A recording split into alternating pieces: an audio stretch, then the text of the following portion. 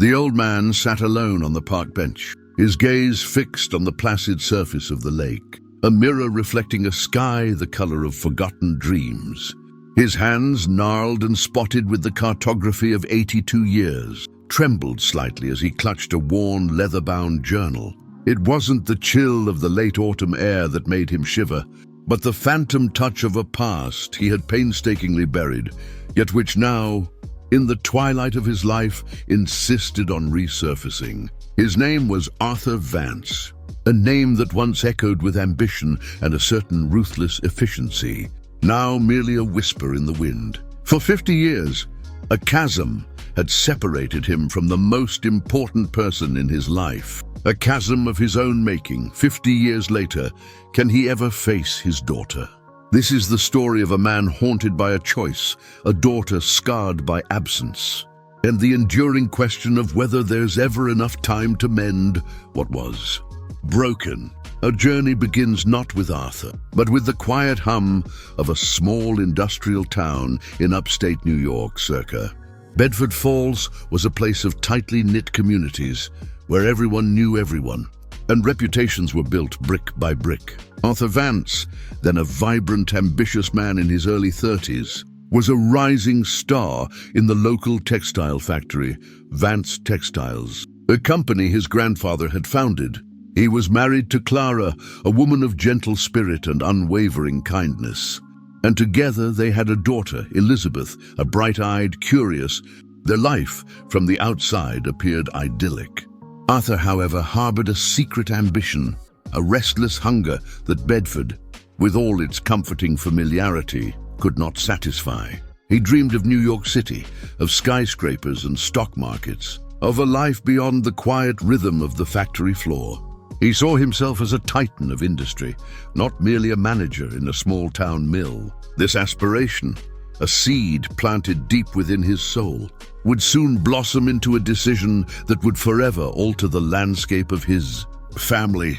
The first crack in their perfect facade appeared subtly, like a hairline fracture in a window pane. Arthur began taking frequent business trips to New York City, initially for a day or two, then stretching into weeks.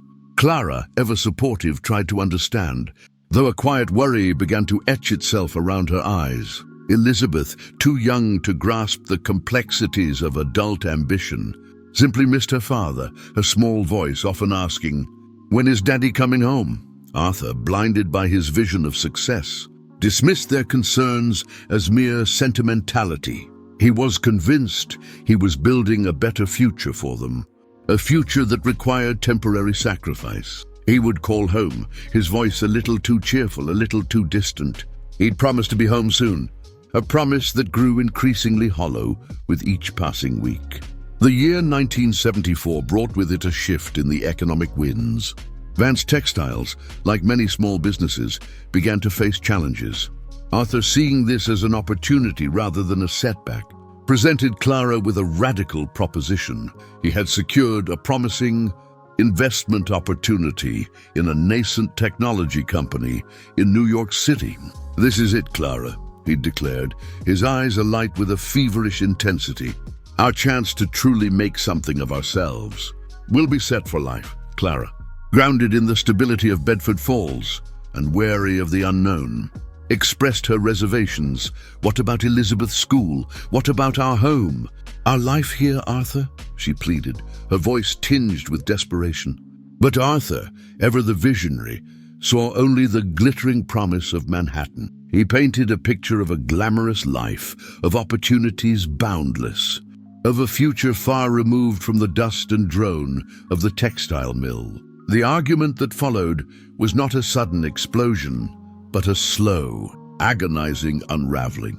Clara, sensing a growing distance in Arthur, a detachment that went beyond mere ambition, refused to uproot there.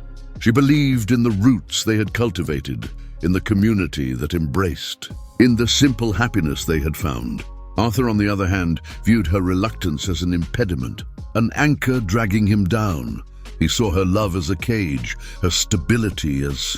He believed she didn't share his vision, his drive, his inherent need for more.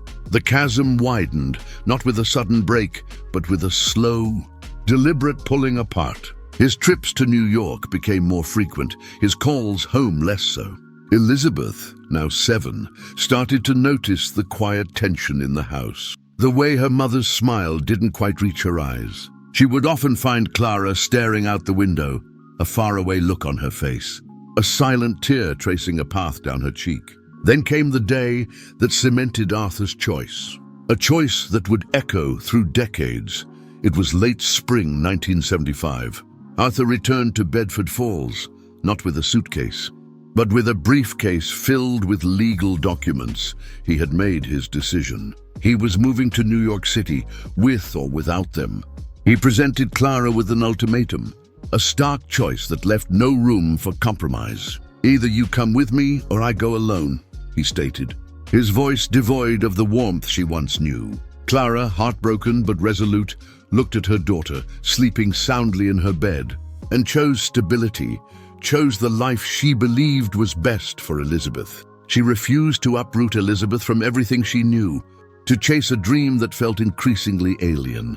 Arthur, in turn, chose ambition. He chose the gleaming towers of New York over the familiar comfort of his family. He chose the unknown over the known, the potential over the present.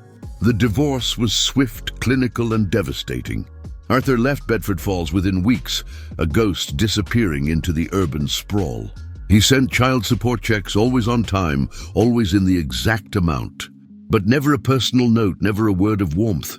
Elizabeth, barely 8 years old, struggled to comprehend her father's sudden absence. Clara, shielding her daughter as best she could, explained that Daddy had to go away for work.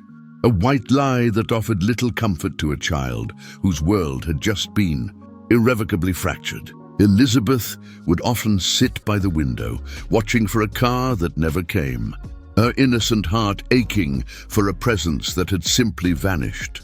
The bridge he never crossed wasn't a physical structure, but the emotional chasm he created between himself and his daughter, a gap he refused to traverse. Arthur's life in New York City unfolded as he had envisioned, at least superficially. He found success, rising quickly in the tech startup, making astute investments, accumulating wealth. He lived in a penthouse apartment overlooking Central Park, drove luxury, and frequented exclusive clubs. But beneath the veneer of success, a hollowness began to grow. He immersed himself in work, in the pursuit of more, anything to drown out the quiet whispers of guilt, the faint echo of a child's laughter. He rationalized his decision, telling himself he had done what was necessary, that Clara was too provincial, that Elizabeth would eventually understand. He built a new life, a new identity, one devoid of the vulnerabilities of family.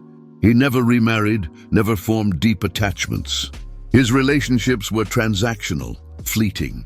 He became a man defined by his achievements, but also by his solitude. Meanwhile, back in Bedford Falls, Clara and Elizabeth carved out a new existence. Clara, resilient and resourceful, found work as a school librarian, her love for books a balm for her wounded spirit. Elizabeth, a quiet and introspective child, buried herself in her studies. Excelling academically, she grew into a thoughtful, independent young woman. But the shadow of her father's abandonment never fully lifted. She learned early on not to rely on others, to build walls around her heart. She watched her friends with their fathers, at school plays, at father-daughter dances, and a quiet ache would settle in her chest. She never spoke ill of Arthur, not to her mother, not to her friends. The absence was a silent, ever-present weight, a question mark hovering over her past. As Elizabeth entered her 20s, she sought answers. She wrote letters to Arthur, carefully worded, seeking understanding, not anger. She wanted to know why. Why had he chosen wealth over family? Why had he left her?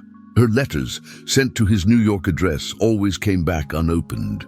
Marked "Return to Sender," it was a deliberate, cruel act, a further rejection that stung more deeply than his initial departure. This was not a man who had merely moved on.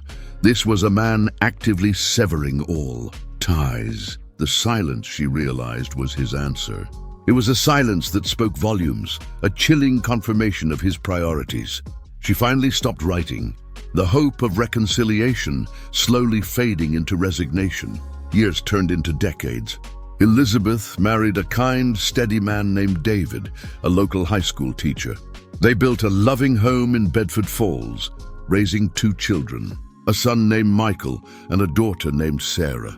Elizabeth poured all her love and devotion into her family, determined to create the stable, nurturing environment she had longed for as a child.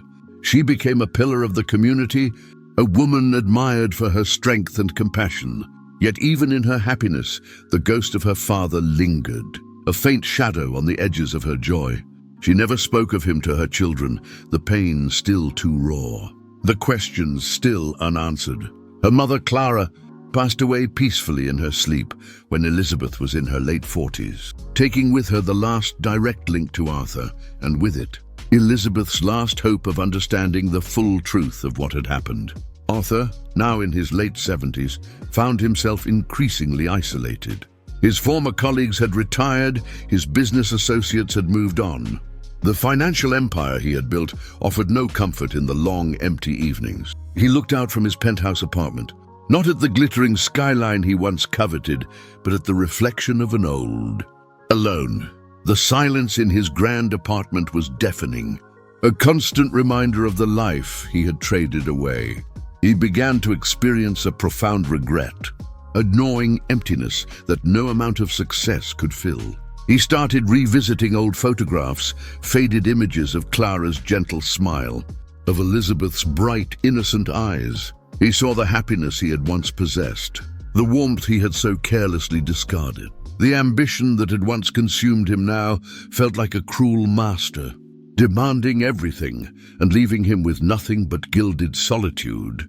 It was a chance encounter, a documentary on the changing face of American industry, that jolted Arthur from his self-imposed exile. The documentary featured a segment on small-town textile mills, and briefly, a photograph of Vance Textiles, his grandfather's factory, flashed across the screen. A wave of nostalgia, sharp and painful, washed over. He saw the old brick building, the familiar sign, and for the first time a genuine longing for something other than success stirred within him. He found himself researching Bedford Falls online, a town he had deliberately erased from his memory. He discovered Clara's obituary, a pang of grief, belated but real, piercing his heart. Then he found Elizabeth, not through a formal search, but through a local newspaper article about a charity event. Elizabeth Vance Miller, a respected community leader, organizing a fundraiser for the local library. The photo showed a woman with kind eyes, a gentle smile, and a strength that reminded him so much of Clara. And yet, there was a faint echo of his own features in her face, his daughter, alive, well, and a force for good in the very town he had abandoned. The discovery ignited a flicker of hope, but also a profound fear. Could he, after 50 years of silence, simply walk back into her life? What right did he have? What would he say? The weight of his choices, once dismissed as necessary sacrifices, now pressed down on him with crushing force. He spent weeks agonizing, the worn journal becoming his confidant. He wrote about his regrets, his justifications, his slow, painful realization of what he had lost. He chronicled the gradual chipping away of his soul, the cost of his ambition. He wrote letters to Elizabeth in his mind, rehearsing apologies, explaining, pleading. Each word felt inadequate, hollow, incapable of bridging the vast expanse of 50 years. One crisp autumn morning, Arthur made a decision. It was not a decision of ambition or profit, but of the heart. He booked a train ticket to Bedford Falls. The journey was filled with a mixture of dread and a desperate, fragile hope. As the train pulled into the small station, the familiar sights of the town, aged but still recognizable, brought a lump to his throat. He saw the old clock tower, the main street, the familiar storefronts. He felt a strange sense of belonging, a feeling he hadn't realized he had suppressed for so long. He didn't go directly to Elizabeth's house. Instead, he found himself drawn to the old Vance textiles factory, now an abandoned, decaying shell. He walked through the rusted gates, the ghost of machinery and industry echoing in the silence. He touched the weathered bricks, remembering his youth, his dreams, the fork in the road where he had made his fateful choice. The factory, once a symbol of his family's legacy, now stood as a monument to his personal failure. He then drove past Elizabeth's house, a charming two-story home with a well-tended garden. He saw children's bikes in the driveway, a swing set in the backyard, the signs of a thriving, loving family, a life he had forfeited. He parked his rental car a few blocks away and watched, a silent observer. He saw Elizabeth laughing with her husband David as they watered there. He saw his grandchildren, Michael and Sarah, playing in the yard, their joy unburdened. A wave of bittersweet emotion washed over him. He saw the life he could have had, the family he had chosen to leave behind. The next day, summoning every ounce of courage he possessed, Arthur walked to the local library, the place where the newspaper article had said Elizabeth worked. His heart hammered against his ribs like a trapped bird. He pushed open the heavy wooden doors, the scent of old books filling the air. He saw her immediately. Elizabeth Vance Miller, her hair now flecked with silver, her face etched with the wisdom of age, but still possessing that familiar strength and kindness. She was helping a young boy choose a book, her voice soft and patient. He stood there frozen, unable to move, unable to speak. The words he had rehearsed for weeks vanished, replaced by a suffocating wave of emotion. He watched her for a long moment, the silence of the library amplifying the beating of his own heart. Finally, she looked up, her gaze sweeping across the room. Her eyes met his. For a split second, there was a flicker of confusion, then a dawning recognition, a subtle tightening around her mouth. The years melted away, and he was once again the man who had abandoned her and the little girl left behind. "Elizabeth!" he managed to croak, his voice rough with disuse and emotion. She stared at him, her expression unreadable. Not anger, not joy, but a profound, almost weary neutrality. "Arthur," she replied, her voice calm, steady, betraying none of the turmoil that must have raged within her.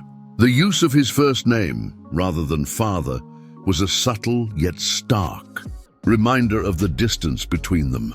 He took a tentative step forward, clutching the worn journal in his. I came to explain." Elizabeth closed the book she had been and placed it gently on the counter. 50 years, Arthur. 50 years is a long time to wait for an explanation.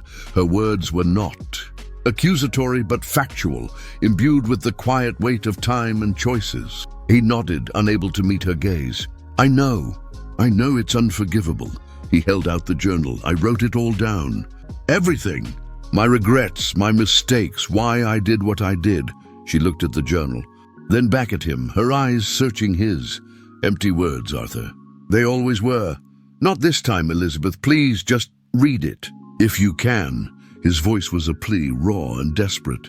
The librarian, sensing the profound personal drama unfolding, quietly slipped, leaving them alone in the hushed sanctuary of the books. Elizabeth hesitated, her gaze lingering on the journal, then on her father's aged, bleeding face, the face of a stranger yet undeniably her own, the man who had shaped her life by his absence. Slowly, deliberately, she reached out and took the journal from his hands. Her fingers brushed his, a fleeting contact after half a century. The touch was electric, a jolt of recognition, of shared history, of undeniable blood. She opened the journal to a random page, her eyes scanning the familiar, elegant script. She read a passage, a confession of loneliness, a lament for lost time, a raw admission of regret.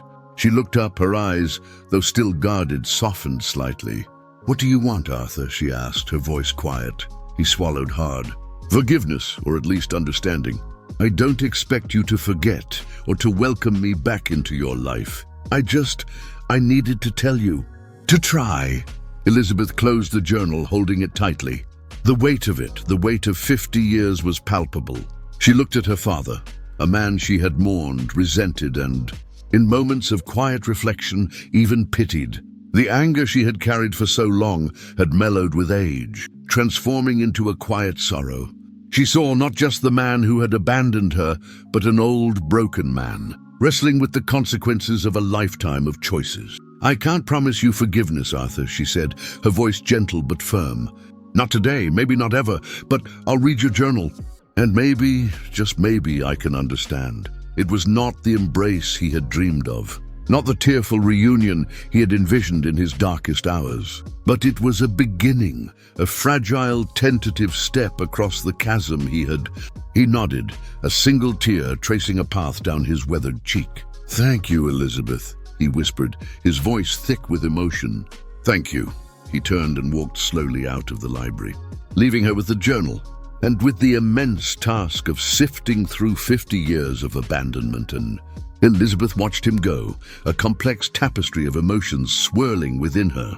The man who had been a ghost for so long had finally materialized, a living, breathing testament to the choices that cost a lifetime. The weight of time and choices settled upon her shoulders, but beneath it, a faint stirring of something new, the possibility of understanding and perhaps, one day, the quiet grace of forgiveness. The true crime here wasn't a violent act, but a silent, devastating abandonment, a profound rupture of family bonds. Arthur Vance's story serves as a stark reminder that some of the deepest wounds, inflicted not by malice, but by the relentless pursuit of personal ambition at the expense of human connection, his choices, driven by a desire for more, ultimately left him with less. A life rich in material wealth, but impoverished in human warmth. Elizabeth's journey, marked by resilience and quiet strength, highlights the enduring impact of parental absence and the long, arduous road to healing. The question of whether there's still time, whether true reconciliation is possible after so many lost years, hangs heavy in the air. Arthur's final act, the offering of his journal, was not a demand, but a plea for understanding, a final, desperate attempt to bridge the uncrossed chasm. Elizabeth's acceptance of it, though not a promise of forgiveness, was an acknowledgement of his humanity, a recognition that even after 50 years, the story was not entirely over. It forces us to reflect, what if we had done things differently? Is there still time to mend the broken pieces of our own lives? What bridges have we left uncrossed, and can we ever find the courage to build them, even in the twilight of our years? If this story resonated with the quiet corners of your heart, if it made you reflect on your own journey, on the choices you've made and the loves you've lost, then you understand the power of pure emotion. Don't miss another story that speaks directly to the soul. Subscribe to Pure Emotion, Life After 50, and hit the notification bell so you're always with us for these profound reflections on life, regret, and the enduring hope of redemption. Join our community where every life holds a story worth telling.